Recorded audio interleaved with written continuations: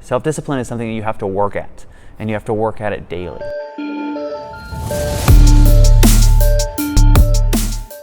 You must create self-discipline in your life if you want to see results.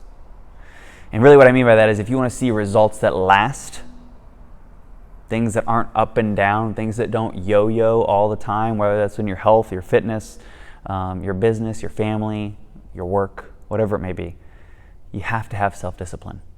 And the reason I say that is it's not like self-discipline is the only thing that you need or the only thing that you have to get good at in order to achieve success, achieve your results, change the things that you want to change.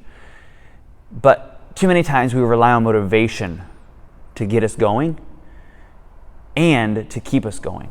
Motivation is okay and it's great, I love motivation, but ultimately it's fleeting. It'll never last. And if you don't create self-discipline, you'll never see lasting results.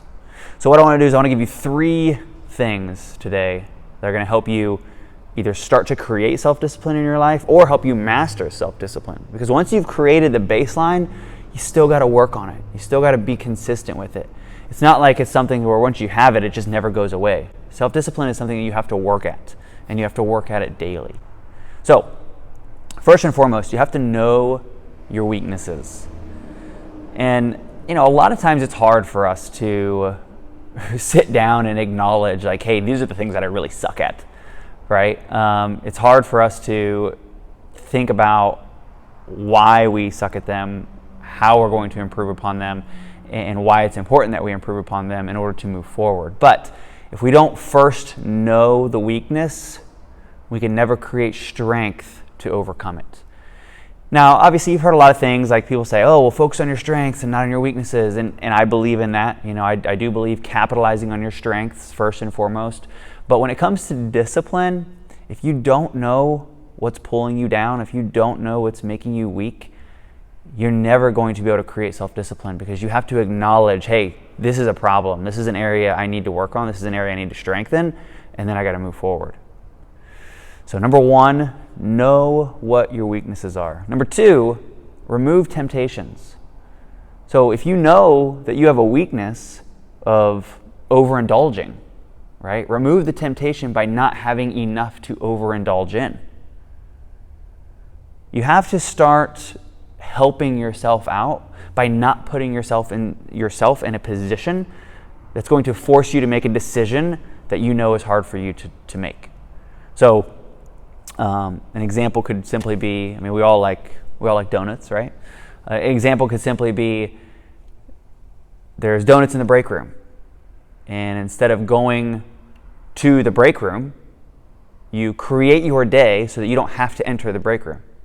You removed that temptation completely. You no longer have to worry about being tempted to have a donut. Not that having a donut is bad. Have a donut, that's fine. Just don't have 5 donuts. Right? Your actions have to align with your goals. This is something I talked about in an earlier session in a podcast last week.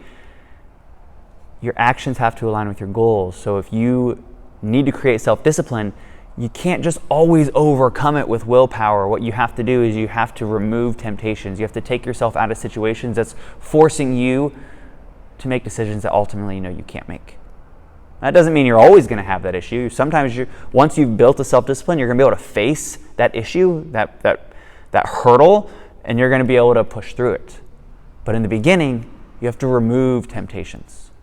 So if you're tempted, let's say you got a job or you're in business and you need to be making phone calls or you need to be doing paperwork and you're tempted to get on your phone and start scrolling.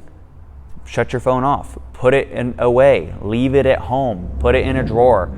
Something that's going to remove the temptation for you to get distracted. Remove the temptation for you to ultimately fail at what you're trying to do. Okay, so number 1, know your weakness. Number 2, remove temptations. Number 3, keep it simple. Especially when you're first starting out and you're first trying to create self-discipline. Now, this doesn't mean that you shouldn't still try to keep it simple when you're trying to master it. When you're trying to improve upon your self-discipline, keeping it simple to push yourself to the next level will ultimately help a lot. But, especially in the beginning, keep it simple. Don't try to don't try to fight everything, right? Kind of like I said a minute ago, don't try to fight everything with willpower. Remove those temptations, but when I say keep it simple, what I mean is don't create expectations and goals for yourself that, again, ultimately are setting you up for failure or disappointment. So let's just say that you want to lose 30 or 40 pounds, right? And you know the thing that you have to do is you have to go to the gym in the morning because you don't have time throughout the rest of the day, or you can't make time based on your life schedule. Don't set out to start working out 5 days a week at 5 a.m. because ultimately you're going to set yourself up for failure. Keep it simple by condensing down the number of days that you're going to start and work into a more disciplined schedule, a more disciplined routine. Right? Keeping it simple would also be, if you're more focused on like the nutritional side of your goal, keeping it simple would be, hey, I know it's going to be really hard for me to choose the better option if I'm going to go out to eat. So keeping it simple would say, choose something in the middle. Don't choose something that's going to completely restrict you, but don't choose something that's going to completely throw you off. So, number one, know what your weaknesses are. Identify those so that you can start improving upon them, or that you can build strengths around them that are going to help you overcome them. Number two, you just have to eliminate those temptations, remove them completely. Don't put yourself in a position to make a decision that you know that you ultimately can't make. And then number three, just keep it simple. Don't try to be, the world's most disciplined person the first day that you're trying to create self-discipline. And don't try to go from basic self-discipline to top-level discipline every single day. I'm waking up at 4 a.m. and I'm drinking the water and I'm doing the stuff. Just take it a day at a time.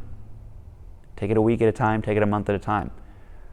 60, 90, 120 days later, you're going to be amazed at how far you've come when it comes to creating self-discipline.